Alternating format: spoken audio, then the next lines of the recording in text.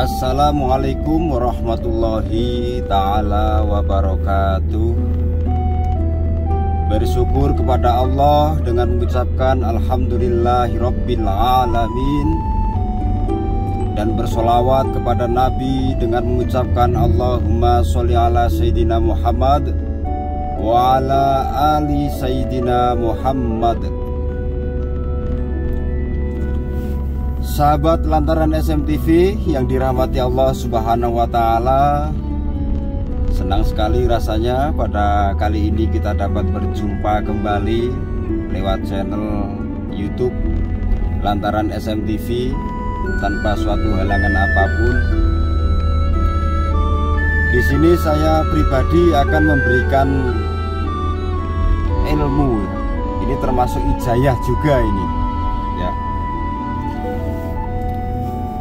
Bahwa yang namanya berdoa, ya, setiap orang yang berdoa sama Allah Subhanahu wa Ta'ala, memohon kepada Allah Subhanahu wa Ta'ala, itu pasti tujuannya minta dikabulkan hajatnya, ya, minta dikabulkan doanya, diijabah doanya.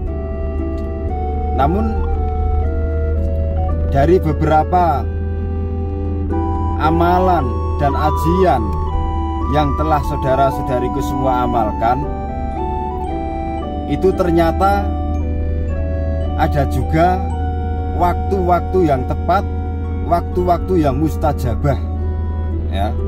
Jadi di sini saya akan menjelaskan ada beberapa waktu yang insya Allah waktu itu sangat mustajabah bila kita memanjatkan doa. Jadi pas waktu tersebut kita memohon kepada Allah, kita meminta kepada Allah, insya Allah akan mudah diijabah oleh Allah Subhanahu wa Ta'ala, ya. Mungkin sudah banyak yang tahu yang namanya waktu yang tepat untuk berdoa itu, salah satunya waktu yang mustajabah untuk berdoa itu adalah waktu setelah sholat 5 waktu, ya. Setelah sholat 5 waktu itu doa yang mustajabah. Lalu selain sholat 5 waktu, setelah sholat 5 waktu itu ada waktu di malam hari, yaitu di sepertiga malam, ya. Jadi boleh dicatat ini saudara-saudariku semuanya, ya. Boleh dicatat waktu-waktu yang tepat untuk berdoa, waktu-waktu yang mustajabah untuk berdoa. Itu selain sehabis sholat fardu, ya, itu waktunya adalah sepertiga malam. Jadi antara mulai setelah jam 12 malam sampai sebelum subuh waktunya, ya. Nah, itu adalah waktu-waktu yang mustajabah. Dan kalau pas malam, pas sepertiga malam, itu juga jangan hanya bangun dari tidur langsung berdoa, itu jangan, saudaraku, ya. Jadi ya kita bangun malam, itu kita wudhu, kita sholat hajat, kita sholat tahajud, zikir, wirid, entah itu mau membaca ajian atau mantra atau mau wirid-wirid yang lain, lah baru berdoa, ya. Dan mungkin kalau yang ini sudah banyak yang tahu. Kalau habis sholat fardu, terus habis malam jam sepertiga malam itu sudah banyak yang tahu. Sama ada waktu lagi yang sangat mustajabah, yaitu waktu setelah asar sebelum maghrib.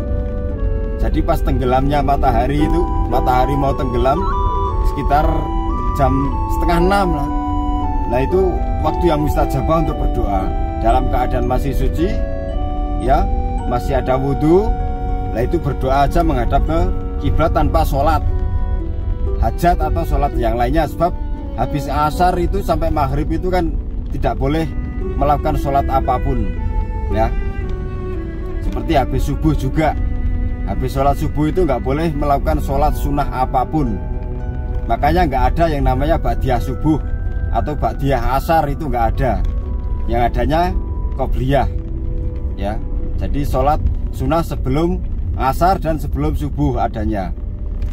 Nah, tapi kalau setelah sholat asar itu kita masih punya wudhu sampai jam 5:30 menjelang maghrib, itu manfaatkan untuk berdoa. Langsung saja menghadap ke kiblat, ya. Kita mohon sama Allah, kita langsung saja munajat sama Allah, mohon sama Allah. Begitu saudaraku ya. Dan ada satu lagi. Nah, ini yang mungkin banyak orang yang sering mendapatkan waktu tersebut tapi nggak dimanfaatkan, saudaraku. Waktu yang sangat mustajabah sekali, yang insya Allah doa itu tidak ditolak sama Allah dan akan dikabulkan permohonannya. Nah itu kapan itu? Nah ini perlu dicatat ini mustajabah sekali. Karena apa? Karena saya sendiri sering mempraktekkan doa tersebut, berdoa di waktu tersebut. Saya sendiri sering mempraktekkan, dan guru-guru saya, kiai-kiai saya, ustadz-ustadz saya dulu juga sering melakukan doa di waktu tersebut. Doanya apa? Nah ini kapan? Waktunya kapan? Kan seperti itu. Nah waktunya itu pas sholat Jumat. Pas mau sholat Jumat itu kan biasanya khotib membaca khutbah itu kan 2 kali. Nah di pertengahan khutbah, jadi khutbah pertama kali biasanya khotib kan istirahat sebentar ya, istirahat sejenak sampai waktu Rabbighfir warham wa anta khairur rahimin. Lalu si khotib tersebut duduk sejenak dan si muadzin tadi membaca sholawat, biasanya membaca doa. Dan setiap masjid biasanya beda-beda. Tapi kalau di masjid saya, di tempat saya biasanya membaca sholawat, Allahumma sholli ala sayyidina Muhammad wa ala ali sayyidina Muhammad, dan seterusnya. Nah di waktu tersebut angkat tangan Anda semua saudaraku ya, saudara-saudaraku kaum muslimin, angkat tangannya, fokuskan hatinya dan pikirannya munajat, mohon doa sama Allah Subhanahu wa taala. Itu waktu sangat mustajabah sekali, saya jamin. Asal hati Anda bersih ya, hati Anda bersih. Kalau saya biasanya kalau saya sendiri, saya pribadi, di waktu tersebut saya langsung mengucapkan alhamdulillahirabbil alamin, berdoa sama Allah dan memohon ampun sama Allah. Di situ saya, di waktu tersebut saya memohon ampun sama Allah. Kalau merasa waktunya masih cukup, setelah mohon ampun sama Allah, saya munajat apa hajat saya. Dan alhamdulillah sampai detik ini, sampai saat ini saya membuat video, doa saya itu saya rasa sendiri, saya rasakan sendiri itu lebih banyak yang dimustajabah oleh Allah, yang dikabulkan oleh Allah. Sebab apa? Sebab apa yang saya mau, apa yang saya inginkan, itu alhamdulillah tercapai.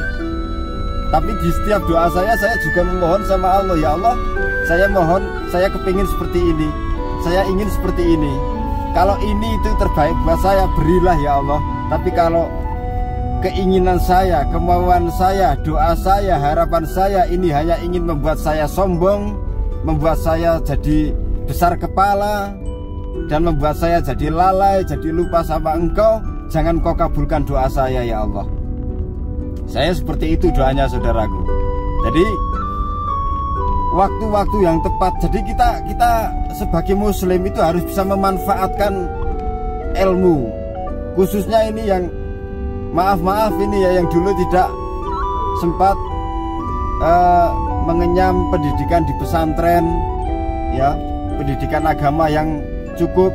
Nah ini kita manfaatkan media sosial ini, khususnya YouTube, untuk belajar. Jadi di media YouTube ini kita untuk belajar, kita cari ilmu yang benar-benar tidak melanggar syariat agama. Kita cari channel, cari guru yang benar-benar mengarahkan ke kebaikan, yang tujuannya itu mencari ridha Allah Subhanahu wa taala. Saudaraku ya. Jadi jangan asal channel YouTube memberi ilmu langsung diamalkan, tapi tidak dijelaskan, tidak dibeberkan bagaimana caranya, resikonya, dan sekiranya itu menentang syariat agama atau tidak. Jadi kita harus benar-benar selektif mencari ilmu itu. Kita harus benar-benar selektif mencari guru. Kita harus benar-benar selektif mencari channel YouTube. Jangan sembarangan. Kalau sembarangan nanti kita sendiri akan terjerumus ke kemusyrikan biasanya. Ya, apalagi di channel-channel YouTube yang masih sering sekali menawarkan benda-benda bertuah. Ya, pakai pusaka ini, pusaka itu. Gak usah digubris. Demi Allah saya katakan saudaraku ya, benda pusaka itu haram. Ya, kayak apalagi kita sampai benar-benar mempercayainya bahwa benda pusaka itu punya kekuatan. Itu haram, hukumnya musyrik, syirik kita. Sebab apa? La haula wala quwata illa billahil aliyil azim. Jadi tidak ada daya dan kekuatan, semua itu hanya milik Allah. Tidak ada di benda tersebut. Dan jika benda tersebut kok benar-benar bertuah, ada manfaatnya menurut Anda, itu kalau nggak iblis ya setan yang di dalamnya. Benar. Kalau nggak setan ya iblis, yang intinya akan menjerumuskan kita ke kemusyrikan. Supaya apa? Supaya nanti di akhirat kita bisa menjadi temannya, menjadi golongannya. Jadi kita untuk pijakan nanti di akhirat nanti, kita untuk pijakan setan, iblis, jin-jin jahat itu di neraka nanti. Makanya saya sarankan, kita masih punya Allah, kita masih punya Tuhan, kita punya keyakinan, mohonlah sama Allah saudaraku. Lah, dan catat waktu-waktu mustajabah ini. Makanya ngaji sama saya, ya belajar sama saya pelan-pelan, ya. Kenapa saya nggak memberikan langsung 10 ijazah, 20 ijazah, 15 ijazah? Nah, kadang saya memberi 1 ijazah saja, masih banyak yang belum paham, ya. Masih banyak yang bertanya bagaimana caranya, bagaimana lafalnya. Padahal di YouTube saya, di video-video saya sudah saya tuliskan lafalnya, tata caranya, ya. Dan satu lagi ini saya berpesan kepada saudara-saudariku semuanya, kalau bisa mulai video ini saya unggah, mulai detik ini ya, amalkan saja yang gratis-gratis saja saudaraku, ya. Amalkan yang gratis-gratis saja biar nggak banyak tuntutan ke saya, nggak banyak minta jaminan ini itu, ya. Jadi mengamalkan yang gratis saya izinkan, ya. Ijazah dari saya izinkan, saya ikhlaskan, asal seperti yang di video yang sudah dulu, ya, untuk tujuan yang baik, mengharap ridha Allah Subhanahu wa Ta'ala. Karena amalan, ajian, mantra, wirid itu semua hanya untuk sarana kita menyampaikan hajat kepada Allah Subhanahu wa Ta'ala. Jadi kita jangan sampai meminta kepada yang lain selain Allah, ya. Kita jangan menyekutukan Allah dengan benda-benda, ya. Ada yang seperti bulu perindu, ada pusaka semar mesem, ada cemeti jaran goyang, ada juga kemarin yang tanya soal mani gajah dan lain sebagainya, buang, ya saudaraku, ya. Ini bukan saya sirik saudaraku, tapi karena saya cinta, saya sayang kepada saudara-saudara semuanya, ya, supaya tidak terjerumus kepada jurang kemusyrikan. Makanya saya beritahu, saya kasih saran, kalau ada saudara-saudariku yang masih menyimpan benda pusaka, entah itu berbentuk besi, berbentuk raja atau apa, lah itu buang saja, ya, buang saja. Allah nggak butuh seperti itu, ya. Kita ritual saja, ya. Dan saya sarankan sekali lagi, ngamalkan yang gratis-gratis saja, yang gratis-gratis saja. Insya Allah kalau saudara-saudariku semuanya yakin sama Allah, tulus sama Allah, semuanya akan terijabah. Dan sekali lagi catat ya, selain habis sholat fardu, selain habis sholat 5 waktu yang mustajabah adalah sepertiga malam. Dan selain sepertiga malam, yaitu ba'da asar, ya saudaraku, ya, ba'da asar sebelum menjelang maghrib ketika matahari mau tenggelam. Dan satu lagi yang sangat hebat sekali, sangat mustajabah sekali, yaitu pas sekali khutbah yang pertama berhenti sejenak, mau menjelang khutbah kedua. Jadi khotibnya membaca waktu Rabbighfir warham wa anta khairur rahimin, duduk sejenak. Nah itu langsung angkat tangan saudara, mohon doa sama Allah. Dan saya sarankan pertama kali yang Anda minta sama Allah itu yaitu mohon ampun atas segala dosa-dosa kita. Kemudian lalu kita berdoa yang hajat kita, ya. Jadi itu waktu yang sangat mustajabah saudara-saudariku, ya. Jangan dianggap sepele, ya. Ini walaupun seperti ini juga ilmu, ini juga ijazah, saudaraku, ya. Jadi saya berikan ilmu, waktu-waktu yang tepat untuk berdoa supaya apa? Supaya saudara-saudariku itu mengamalkan doa, wirid dan lain sebagainya supaya cepat dikabulkan oleh Allah Subhanahu wa Ta'ala. Jadi manfaatkan waktu-waktu tersebut, malam bangun malam, ya, sholat hajat, sholat tahajud, wirid, doa. Nah kemudian kalau pas sholat Jumat jangan lupa, ya, datangnya yang awal. Jangan sampai setelah khutbah selesai iqomah baru datang, baru mau sholat Jumat, itu kurang afdol. Kalau bisa berlomba-lomba untuk duduk di paling depan, soft terdepan untuk sholat Jumat.